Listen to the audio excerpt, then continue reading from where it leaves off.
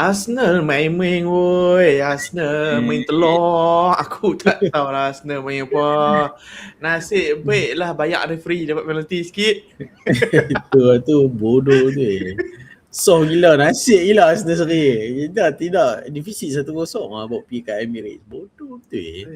Aku bukan apa lah bila aku tengok game ni sebelum game ni berlaku lah. Kita semua celebrate the draw against Leverkusen. Kalau menang, dia siap bukan siap lah kata, oh lepas ni lawan Sporting atau Bodo Glimt lagi senang. Kata semi final dalam tangan lah. Siap cakap macam tu. Kan? Tapi aku bagi tahu ni round of 16 pun memang struggle dah. Arsenal memang kalah dah malam ni. Memang kalah dah. Benda yang aku memang tak sangka-sangka against Leverkusen. First kali Leverkusen ni bukan Leverkusen under Alonso lah yang beat yang buat rekod tanpa kalah dalam season. Lepas tu menang Liga, kalahkan Bayern Munich. Team tu dah disassemble lah, dah bubar. Dah kena rate. Alonso depa hilang apa? Alonso, depa hilang Wirtz, depa hilang Hikampi, depa hilang Jonathan Tah, depa hilang siapa ni? Zaka depa hilang ni. Lambok tapi dah habis player-player yang star tu. Betul Erik Ten Hag masuk 2-3 game kena pecat. Maksudnya structure tu dah tak stable lah Leverkusen ni. Tapi Arsenal, ya Allah, aku tak tahulah apa yang Arsenal buat dalam game ni. Okay, first kali kalau hang tengok based on line up hang percaya dah Arsenal turn up this way dekat Leverkusen punya stadium. Dengan line up ni, aku tak percaya. Patut-patut buat masa sekarang ni adalah strongest line up kita kan. Dengan Eze kat nombor 10. Mungkin kalau Odegaard masuk, dia akan masuk Odegaard berada situ. Tapi yang tempat lain aku rasa a very strong line up daripada Arsenal. Cuma aku rasa beza. Walaupun line up yang sama, cara permainan jadi lain sikit bila hang tengok dalam game ni kan. Aku rasa Arteta main Leverkusen ni dengan satu game plan tapi iaitu hang nak winger hang hak the touchline, tapi game plan tu tak jadi lah. Ya, aku bukanlah aku pandang atas Leverkusen ni. Tapi to be fair, hang tengoklah Leverkusen ni bukan standard Arsenal lah, aku beritahu kan. Dia macam ni lah, kita dapat the easiest draw. Aku boleh kata kita boleh kata dapat easiest draw dalam semua. Tengok City kena dengan Real, Bayern kena dengan Atalanta is not tim bodoh, aku rasa lagi strong dari Leverkusen lah kan. Lepas tu Newcastle dengan Barca, tak juga Chelsea, Atletico PSG dengan Spurs. Lepas tu Bodo Glimt dengan Sporting tu tak apa lah, tempat lain. Tapi Arsenal dengan Leverkusen patut-patut Arsenal dapat advantage of the draw lah kan. Macam Jan kata, banyak fan Arsenal dah celebrate semi lah. Maksud semi lah kan. Tapi ni first leg nampak gugup kan. Kita sebab kegugupan ni kita bukannya dah nampak dekat game ni saja. Before game ni kita lawan Mansfield. Walaupun kita hantar satu team still gugup bagi aku. Mansfield boleh je nak score banyak gol tapi nasib baik kita solid juga. Kepa solid pasal tu. Lepas tu sebelum Mansfield kita lawan Brighton. Struggle juga walaupun kita menang 1-0 kan. So lawan Leverkusen ni memang 3-3 away, mampu pergi lah away ke home kan. Tapi bagi aku hang should turn up lah Champions League kan. Benda yang hang aspirasi lama Arsenal nak push. Lepas tu finally kita dapat the luck of the draw. Tidak asyik dah dapat Bayern Munich, Barcelona kan. Ni finally hang dapat luck of the draw. Hang tak ambil take advantage langsung. Udah nak kata game tu fight, tak fight pun kan. Tu masalahnya. Kalau hang go with intensity ke, hang nampak macam Arsenal patut-patut boleh menang ke kan kita macam boleh maafkan dia betul tak? Tapi main-main ni tenap ni macam uninspiring performance daripada Arsenal, macam meluat sia-sia setiap kan tak? Ya. Aku kalau Liga aku faham. Kalau main dekat England aku faham. Sebab apa? Hang boleh bagi alasan kata, ni nervy ending of the season. Kita kena protect 3 mata. Main tak inspiring tak apa kalau kita boleh cari solution untuk dapatkan 3 mata. Bro, this is Champions League. Tak ada kaitan pun dengan Liga. Hang tak boleh membuatkan. Aku tahu lah hujung-hujung ni dalam Liga Arsenal tarik handbrake sikit kan. Arsenal tarik handbrake sikit. Player Arsenal ni tak ada experience untuk menang Liga. Tak ada experience untuk handle successfully ending business of the season. Tapi Champions League ni adalah platform di mana Arsenal nak excel dan di mana orang tak main defend lawan Arsenal. And everything is open. Kenapa hang nak terbawa-bawa? Orang main defend lah apa semua, hang tarik handbrake dalam Liga. Benda ni tak ada kaitan. Based on apa kita tengok, apa yang Arsenal buat dekat dalam league stage kan, 8 game in a row menang kan. Ni adalah kali pertama Arsenal, kalau kata yalah is a too late game kan. Ni kali pertama Arsenal tak dapat 3 mata basically. Game ke-9 ni. Semua tu perfect record, dan daripada semua perfect record tu Arsenal play very very well lah. And Arsenal play very very offensively, tak macam game ni. Ni adalah game yang Arsenal turn up dalam Liga tarik handbrake lah. Benda ni tak tahu. Jadi ni adalah Champions League game. Dan aku bukanlah aku nak petikai lah Leverkusen ke apa. Tapi Leverkusen ni, to be honest, dia setakat ni memang Europa League level lah weh. Kalau anda tengok performance dia dalam Liga, dia league stage nombor 16. Dalam Liga nombor 6. Ya, aku tahu European game is European game lah. Tapi kita bukan lawan dengan Bayern Munich. Kita bukan lawan dengan Dortmund. Ni adalah tim ke-6 dalam Liga sekarang, Bundesliga. Kita should smash this Europa League team. Tapi apa yang kita buat kan. So benda ni bagi aku not acceptable lah. Sebab hang kata ni adalah the best lineup yang Arteta dah discover lah. Tapi mungkin Odegaard kalau masuk become better lah, like switch 1-2 player ke apa kan. Tapi bila hujung season ni, ni lah lineup yang nak turn up firing and hantam. Aku tengok game ni, star player kita yang tak up to the standard. Saka not that good. Eze not inspiring. Saliba not inspiring. Martinelli not inspiring. Kan. Aku tengok semua star player tu semua tak tenang. Defend kita terutama, benda yang kita rave sangat kan, pasal defend kita very very strong semua. Kofane tu umur apa? 19, 18 kan. Struggle Saliba dengan Gabriel. Dengan Kofane ni dia ada satu caveat. Dia kalau dapat kad kuning, dia tak boleh main tau. Dia kena ban. So sepatutnya Saliba dengan Gabriel boleh take advantage bab tu lah. Tapi aku rasa dia handle Gabriel dengan Saliba very well lah kan. Walaupun dia tak score, tapi hang nampak banyak kali Saliba nak clear terpaksa pegang bola atau pegang tarik baju dia apa semua. Gabriel Magalhaes berapa kali kena turn dengan dia kan. Sepak tak kena, tanduk tak betul apa semua. Tapi nasib baik dia pun tak score je kan. Arsenal, aku kata first 10 minutes saya tu mungkin kita okey lah, hang nampak okey lah pegang bola apa semua kan. Gyökeres pada minit 5 tu dah turn si Aldridge tu dah, and Aldridge tu dapat kad kuning awal kan. So kenapa hang tak try lagi kat Aldridge tu? Aku tengok lepas dia dapat kad kuning tu duk push. Dah Gyökeres duk push dekat Martinelli. Pasal apa hang duk pergi kat Martinelli? Apalah try Aldridge tu kan. Sebab dia kan tengah ada kad kuning. Lepas tu kita ada first chances yang cantik daripada gameplay permainan yang cantik daripada Arsenal. Apa Saka apa daripada bola daripada kanan pi kat Eze dummy Gyökeres pergi. Tapi Gabriel Martinelli berada point blank tu sepatutnya direct keeper goal lah kan. Kenapa lah aku tak boleh terima kan? Sebab aku tahu dah kalau chances ni habis, kita akan kena orang kata apa? Kalau kita miss chances tu, kita akan rule kenapa kita tak score lah kali benda tu kan. Sebab sepatutnya kita score gol tu kan. Dah cantik dah, dah cantik, tapi Gabriel Martinelli macam biasa dia hanya boleh score bila score bila tak penting lah, aku boleh kata tak nak kata tapi aku geram lah kan. Sepatutnya bola macam tu at least on target kan, tapi bola tu kena palang kan. Aku tak boleh nak kata apa. Saka dengan Martinelli uninspiring. Macam aku kata Arteta letak tukar sikit dia punya taktikal kali ni. Zubimendi pula dah. Hikampir dengan Timber dua-dua invert kan. And Gabriel Martinelli dengan Bukayo Saka terpaksa hak touchline dua orang. So menyebabkan dia pun isolated. Saka pula aku tak tahu apa jadi kat dia, langsung tak take on player. Bila dah one-on-one, dah isolated one-on-one, tapi hang tak mau take on player buat apa kan. Sebab tu lah minit 60 dia kena hook kan. Masuk Madueke. Madueke dia try. Sekali dia try and dia try tu dapat penalty. Gabriel Martinelli bila dia bukan hak touchline harga punya player. Kita tahu bila dia touchline harga punya player dia jadi apa?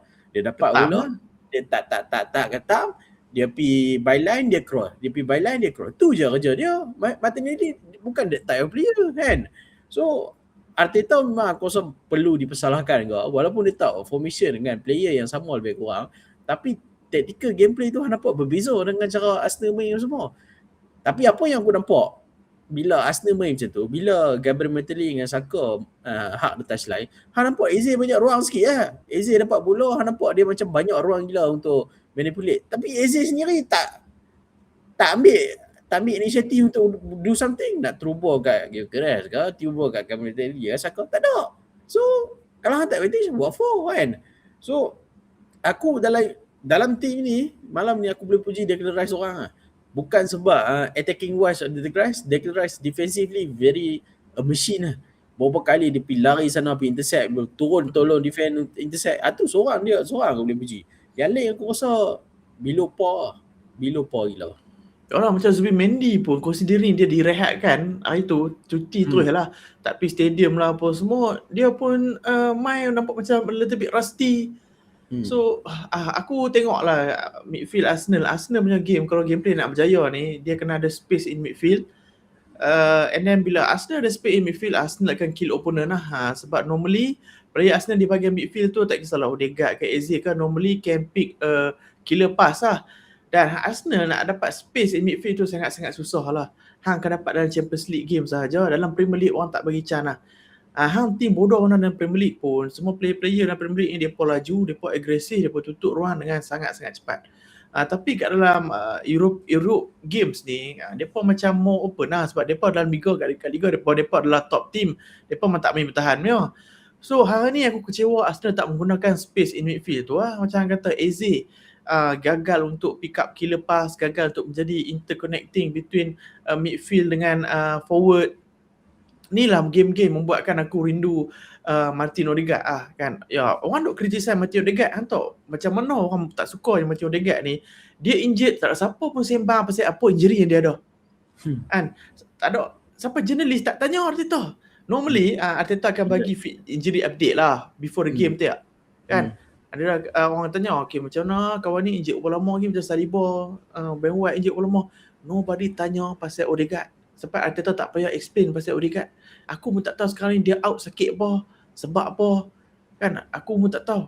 Tapi dia adalah player yang sangat penting dalam team Arsenal.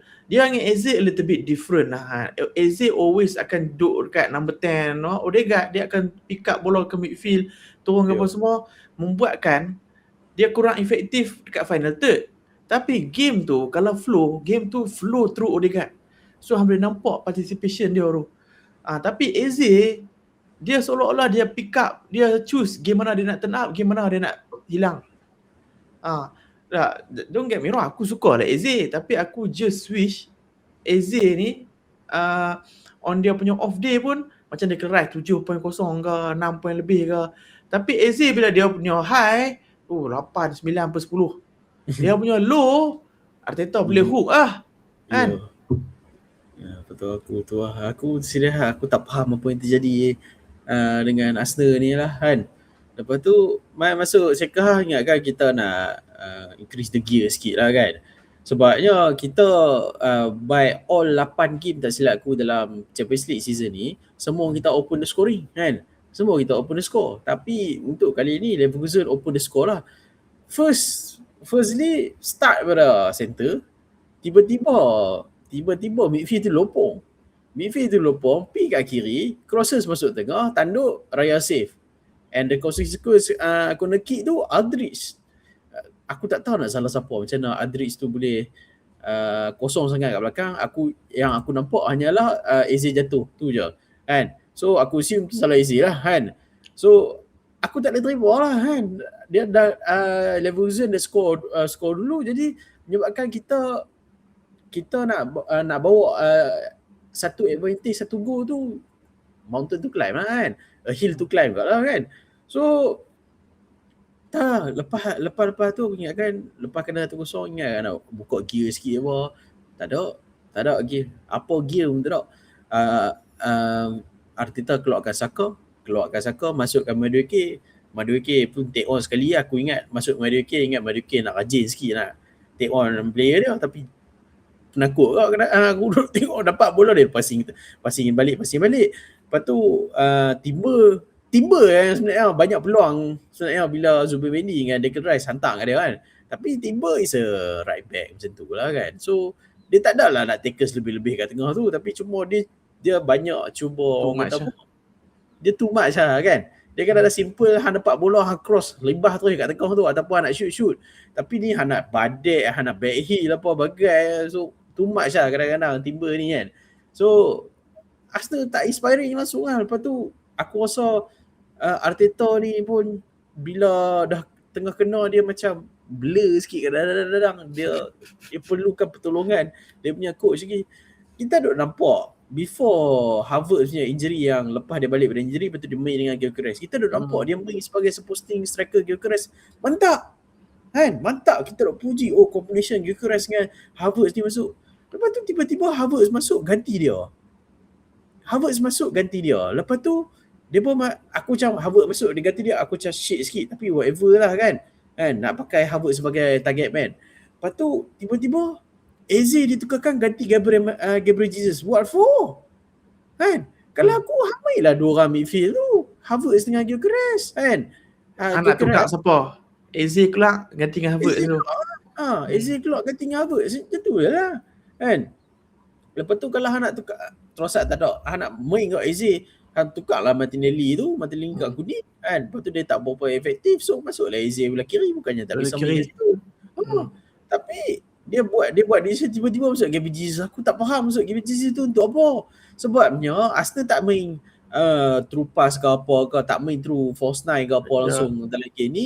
Arsenal hanya main crossing. Madueke masuk crossing, Timber masuk crossing, Gabriel Matip masuk crossing. Kalau hang crossing, hang perlukan siapa kat tengah-tengah tu?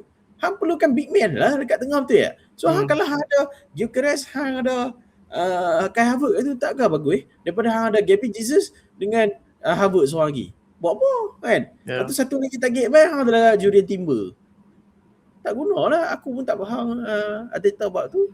And tapi nasib baik lah. Tiba-tiba minit 87 ke apa, kita dapat penalti. 8 yang tu.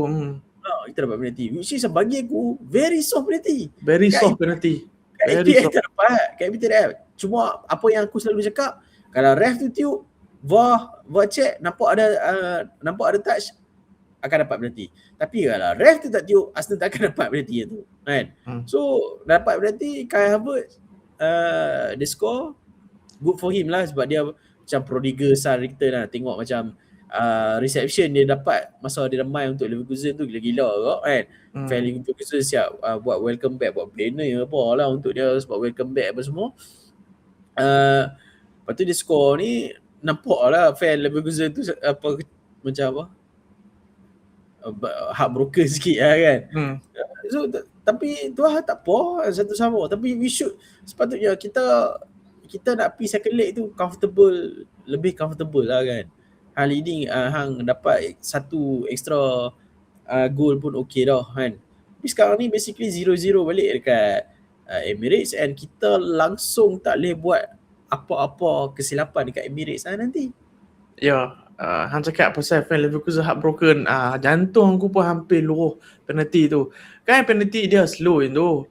Dia sama dengan keeper stand, kata dajal tu takut. Aku kata tu lah rezeki yang fall tu Arsenal punya lap lah. Sebab dalam Premier League aku tak rasa dapat penalti tu, dan kalau tak dapat penalti tu aku pun tak complain. Sebab aku pun rasa soft, tapi rezeki untuk Arsenal kita take it lah. Dan kalau aku punya recap for the whole game, aku kata kalau hang tak boleh win the game, don't lose it.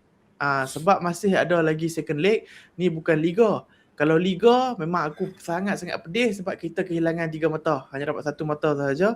Tapi ni adalah knockout round, ada second chance dalam second leg pada next week. So kalau kita tengok balik perjalanan Arsenal dengan Leverkusen untuk ke next week ni, weekend ni Arsenal lawan Everton. Everton sekarang ni quite good.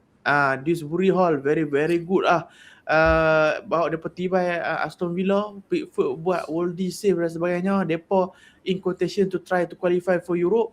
Anak buah Moyes ke, bukan anak buah Moyes ke, Moyes tak bagi chance aku beritahu kat Arteta.